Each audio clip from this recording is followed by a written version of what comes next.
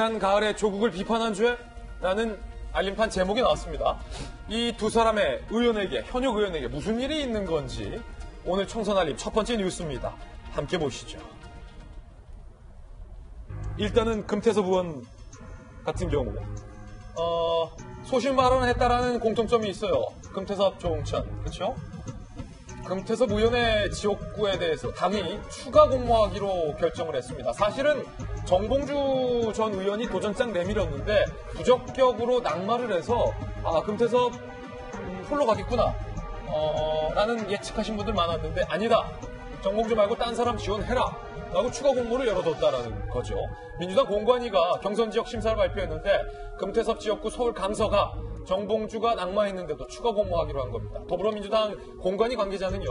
후보 적합도 조사에서 금태섭과 정봉주 지지도가 비슷하게 나왔는데 정봉주가 빠지면서 금태섭의 본선 경쟁력도 장담하기 어렵게 됐다라고 해명을 하고 있습니다. 금태섭, 이 말은 금태섭이 과연 경쟁력이 있어?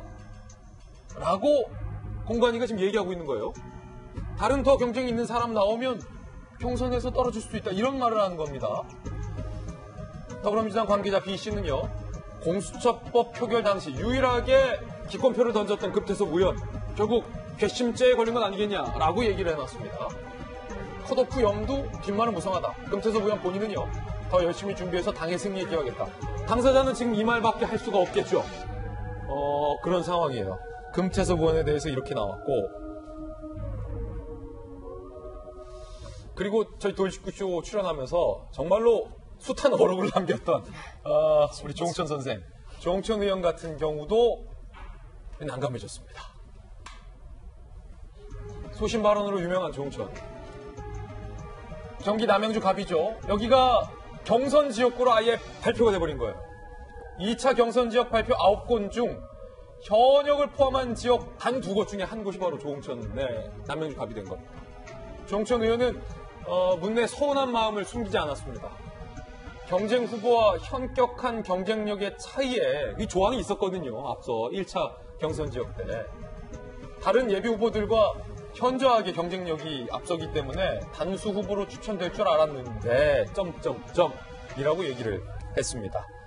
소신파 금태섭, 소신파 조홍천 결국 경선에서 떨어질 수도 있다라는 위기감이 이 두 명의 의원의 지역구에 휩싸이게 된 상황인데 일단은 공천 작업 많이 해봤던 장성철 소장님께서 보시기에 이게 어떤 의미예요? 먼저 금태섭 의원부터 굳이 정봉주 의원이 빨간 잠바 입고 있어 라는 얘기까지 하면서 상당히 위협적이었는데 정봉주 전 의원이 지금 낙마를 했잖아요. 그럼 현역인 금태섭 의원만 현재는 남게 되는데 여기에다가 추가 공모해라 누구 좀 써라 라고 했다는 건 어떤 의미입니까? 직설적으로 얘기해도 됩니까? 선거법에만 걸리지 않는다면 금태섭 너에게 공천을 주기 싫어라는 의지의 표현이라고 저는 생각을 합니다. 개인적인 해석으로. 네. 저 금태섭 의원을 보고 나서 저는 2016년에 유승민 의원 생각이 났어요. 2016년에 새누리당의 막장 공천의 시작과 끝은 유승민 의원을 공천 주느냐 안 주느냐 그거에 온통 관심이 있었거든요. 그러니까 청와대와 친박 의원들은 유승민 의원 공천 주면 안 된다. 왜? 박근혜 대통령한테 대들었기 때문에. 당과 다른 얘기를 했기 때문에 이 사람은 주면 안 된다라고 지속적으로 얘기를 했었어요. 그래서 결국에는 이제 공천을 안 준다라고 하기 전에 무소속으로 출마를 했었는데 그렇죠. 금태섭 의원 같은 경우도 검경 수사권 조정과 공수처법과 관련돼서 당론을 따르지 않은 그런 원죄가 있는 거예요. 그리고 금태섭 의원 같은 경우는 조국 장관 청문회 때 정말 민주당에서 몇 안 되는 어쩌면 유일한 조국 전 장관에 의해서 불편한 질문을 막 던졌잖아요. 네. 그렇기 때문에 제가 봤을 때는 두 개 다 기시감이 들고 결국에는 민주당의 공천이 과연 국민의 뜻에 맞는 그러한 정상적이고 합리적인 공천이냐 아니냐의 바로미터는 금태섭 의원을 공천하느냐 안 하느냐로 판단해 볼 수 있다라는 생각이 들었고요. 조홍천 의원 같은 경우는 경선에서 큰 문제가 없지 않겠습니까? 그래서 금태섭 의원 문제가 상당히 이 공천 과정 중에 민주당의 폭발성 있는 문제다라고 말씀드리고 싶어요. 강서가 굳이 추가 공모를 열어뒀다는 게 장성주 소장 보시기에는 여러 가지 지금 해석을 낳는다라는 의견인데 사실은 박성규 전 대변인 같은 경우는 청와대 대변인도 계셨지만 그 다음 정부 인수위 대변인도 하셔서 그때 인연을 잠시 말씀드리면 제가 인수위 출입기자 당시 그 인수위 대변인. 제가 마크하고 취재했던 취재원이었어요. 그때 기자들 사이에서 별명이 참모에게 할 말을 하는 사람.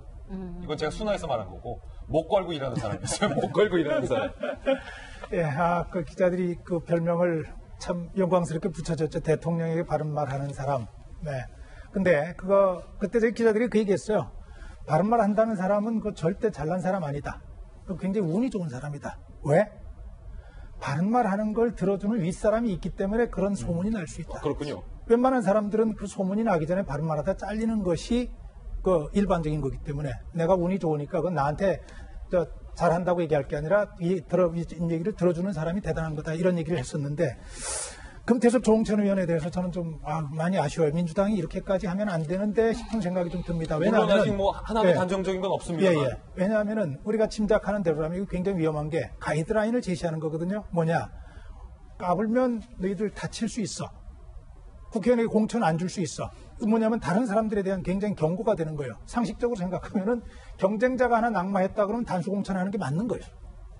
그리고 현격한 차이가 있으면은 소모를 줄이기 위해서, 왜냐하면 경선하는 과정의 상처가 굉장히 큽니다. 그러면 자기 표를 깎아먹는 일들이 되기 때문에 현격한 차이가 나면은 제끼고 그냥 경선 안 하고 하는 것이 정당의 룰이에요. 민주당에도 그런 룰이 있는 걸로 알고 있고. 그런데 이 두 사람을 지금 공천해서 뭔가 생각하게 만든다는 거죠.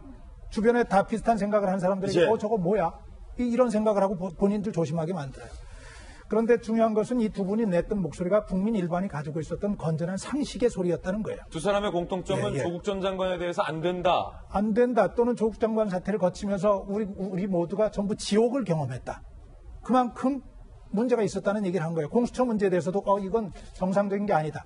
국민이 가지고 있는 상식을 대변해 준 건데 이 정도의 얘기도 받아들이지 못하는 조직이라면 거기에 대해서 이렇게 심각하게 이른바 책임을 묻는다고 한다면 이건 누가 앞으로 바른 말 할 수 있겠어요. 예. 참고로 두 가지 경우를 하나 알려드릴게요. 뭐 다 기억하시는 거예요. 2014년 11월 달에 이른바 정윤의 문건이 폭로됐습니다. 예. 청와대 비서관으로 있던 박관천이라고 하는 행정관이죠. 행정관이 올린 보고서인데 정윤회를 중심으로 한 청와대 내부의 이런 잘못된 것들을 다 폭로했어요. 그때 어떻게 했죠? 청와대에서는 폭로 내용을 조사하기보다는 문서 유출 경위를 조사해서 박관천을 쫓아냈습니다. 2년 뒤에는 2016년 9월 달은 이석수 특별감찰관이 이른바 우병우 수석과 최순실 관련한 비위, 소문에 대해서 조사를 했어요. 이때도 이 소문이 뭔가 하고 조사를 했으면 되는데 이걸 안 하고 우병우가 형님 제정신이야 하고 불러서 얘기했다는 거 아니에요. 그리고는 이석수 감찰관이 사표를 내고 나가지 않으면 안 되는 상황을 만들어서 결국은 쫓아낸 게 됐습니다. 결국 쫓겨났다. 예. 내부에서 나오는 이런 건전한 또는 내부 성찰해야 되는 목소리를 외면했을 때 어떤 문제가 생기는가. 다들 그때 제대로 한번 봤더라면 이런 생각을 했는데 아마도 박근혜 전 대통령은 감옥에 있으면서 엄청난 자책하지 않았겠어요? 그때 제대로 봤어야 하는데 정말 천추의 한이 됐을 거라고 생각합니다. 참고가 좀 될 수 있겠죠. 김영주 전 의원님께서는 사실은 잘 아시잖아요. 조홍천 의원도 같이 방송했었고 금태섭도 같이 방송했고 물론 아직 경선이라는 게 사실 나쁜 건 아니거든요. 분명히 오해 소지가 있기 때문에 말씀드립니다. 다수의 후보가 있다면 경선을 해서 실력 있는 사람이 경선을 통해서 한 지역의 후보로 간다면 그 후보에게 좀 주목되는 효과도 있기 때문에 꼭 나쁜 거라고는 할 수가 없습니다만 그리고 또 추가 공모라는 것도 금태섭 의원에게 꼭 컷오프를 시킨다. 반드시 이렇게 이루어지지 않는다는 것도 좀 설명을 해 주셨으면 해요. 네. 사실은 민주당이 민주당다울 수 있는 부분도 저 두 분 때문이에요. 저런 분조차도 없다면 그 당이 북조선에 있는 당이나 다를 바가 뭐가 있겠습니까? 그런 가치를 당 지도부가 생각할 필요가 있다. 다만 제가 우려하는 것은 너무 극악스러운 당원들 눈치 보느라고 저런 행위를 하고 있다는 것은 잘못된 행태다라고 하는 것이고요. 또 다른 측면에서 보면 말하자면 추가 공모를 했지만 추가 공모자가 없어서 그냥 단수 공천한다라고 할 수도 있는 거고요. 조홍천 의원도 3인 경선 가볍게 통과하면서 또 두 사람보다 세 사람이 하면 경선 비용도 줄어듭니다. 다시 한번 정당성을 확보할 수 있는 계기를 준다라는 측면에서 그걸 너무 나를 이렇게 낙인 찍힌다 이렇게 생각하지 말고 금태섭 의원에게도 한 번 더 말하자면 당원들의 어떤 고된 비판을 좀 당이 막아준다 이렇게 생각해 줬으면 좋겠다는 말씀을 드립니다. 그렇군요.